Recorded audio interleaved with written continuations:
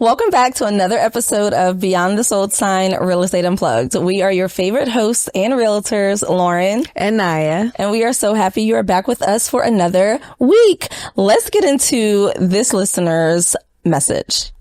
All right. They said, hey, I'm 29 and have been renting in Baltimore for about 6 years. My rent went up again. Now it's $19.50 a month for a 1-bedroom.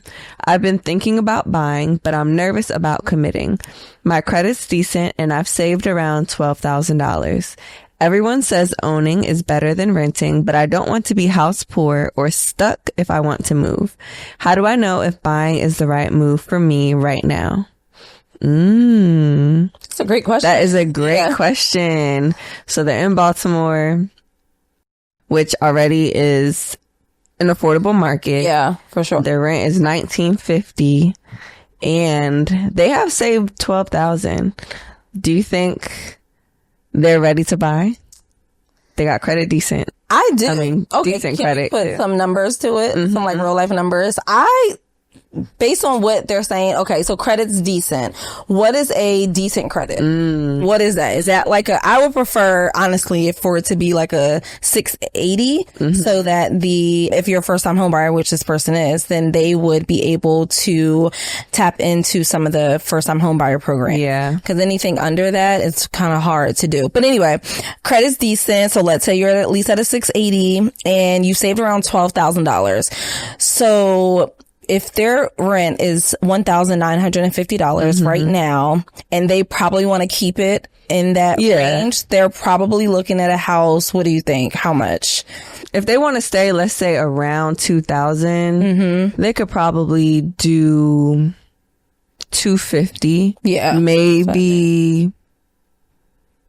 Because I think if they get to like 275, they'll be looking closer to like 2,500. Yeah. So pushing it. Yeah. Okay. So 250 to keep you at 2,000 a month. So if you've already saved $12,000, so $250,000, let's do easy math, times, because your credit's decent, that's, let's say you go conventional, right? With conventional, you put down 3%.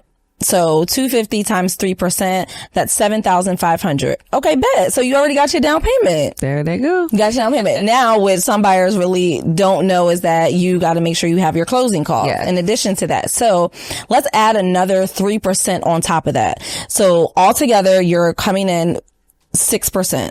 $250,000 times 6%, that's $15,000. You already have saved up $12,000. We can probably get the seller to help pay that other $3,000 of your closing costs, so that way you don't have to bring that additional $3,000 or save more. Based on those numbers and that math, it sounds like you're pretty ready. Right. I'm just saying. And the great thing about Baltimore, of course, is that there are so many Baltimore City grants and programs. Some are specific to neighborhoods. Some are just like citywide. So there is a great chance that you would also qualify for a grant and would get additional funds, and you may be able to hold on to more of your $12,000. So I think, financially, overall, they are quite ready. I think so. And then the other thing to consider when you're thinking about readiness outside of financials is just the lifestyle. So they mentioned like, I don't want to be stuck if I want to move. So just think about how long you've already been in Baltimore for 6 years renting. So you like Baltimore to some extent because you've been there for 6 years. Yeah. So it sounds like you probably want to commit a few more years. So you probably, if you're willing to commit, I would say another 3 to 5 years, you should totally buy. Absolutely. And then in that 3 to 5 years, you can decide if you want to move to rent it out, which again is fairly, I think, I don't want to say easy, but I think Baltimore has a great rental market as far as folks looking for, private homes to rent outside of the apartment scene. So you could rent your home out. That can pay your mortgage and then buy something else if you decide to buy bigger in the city or buy outside of the city. Or you could sell the home and you would likely have, equity and options provided through selling your home as well. So I think you are, making a good decision to be thinking about this now. You've already saved money, and there's lots of people kind of, I think, considering these questions right now. And based on your scenario, it sounds like you're in a really good place to start buying. I agree. Yeah. Like, very good. And then, like they mentioned too, like being house poor. Yeah.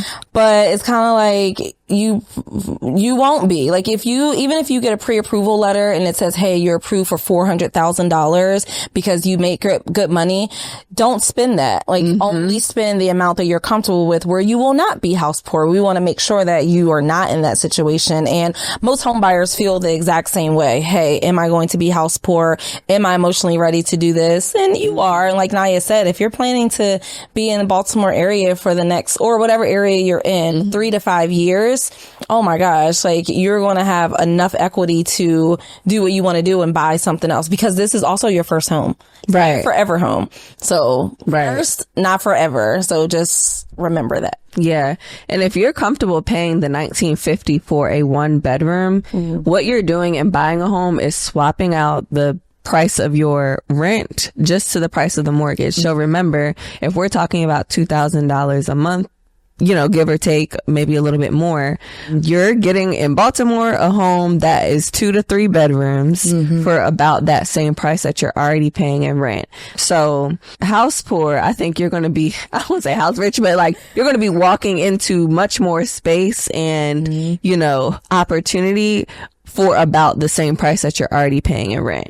And the other thing to look at, if, it's feeling scary, go ahead and multiply 1950 times however many more years of renting at that price, or even more, because you said it went up. So if it went up now, best believe it's going to go up again. And then what are you walking away with when you leave your security deposit? When you leave and you leave your rental, the only thing they're giving back to you is that security deposit. And I'm sure it's not 1950 because it's whatever it was when you originally signed your lease. But when you buy, that's completely different because when you leave and you decide to sell, or not even sell, if you just decide to rent it and you decide to pull money out of it just because it's your equity, that's your money that you're borrowing from, you get to walk away with a lot more. Yeah. So you'll have way more options. So right now you're thinking about buying, but if you go ahead and buy, you'll be thinking about all the other things that you can do later. Renting it out, selling it, pulling out equity. You'll have so much more to consider in the best way if you do take the steps to buy a home. So hope you go ahead and buy. If you need help in Baltimore, feel free to reach out. Let us know. Before we wrap up, guys, don't forget to like, subscribe, comment, do all the things. You can find us on any podcast platform and YouTube, Facebook, Instagram as well. So before we wrap up, just want to make sure if you guys like this video, go ahead and do that. But last thing I want to say that we can say is, because they asked, how do they know if it's the right move for them? I just feel like, we've given you tools. We let you know all the information that you are ready. You have to be ready. Like, it has to come from you too, to be like, okay, I'm ready to step out there and do this. And I feel like you got it. Yeah, so, absolutely. Yeah. All right, guys, have a great week and we'll see you next week.